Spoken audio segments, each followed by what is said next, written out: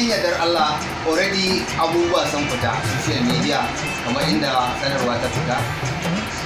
Ina ganin a wannan sati abin da ya rage kadai mu saurara mu ji cewar wane ne isa mu nasara kuma wane ne isa mu akasinsa. Dan ba za mu ce duk wanda ya shiga yin bidiyo dinsa ya zaɓi gwal ɗin waka a cikin faitocin wannan mawaki wato Nura M Inuwa a yana jin ya yi ƙoƙari ko kuwa kasina.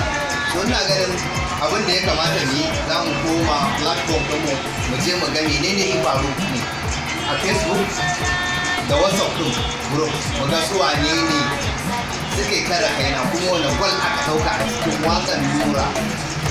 Wannan waƙar ne da kuka sani wanda muka dora mu dan ni ba zan iya faɗa komai akan waƙan nan ba saboda wasu ma na ji sun fara cewa wai ai baitocin da suke cikin waƙan nan ai sun yawa to wanne za a ɗauka ko wanne a cikin waƙar gwal ne. Amma dai abin da zai faru mu je mu ga yadda aka yi kara kaina in ya so muka dawo ɗan uwan aiki Hasina.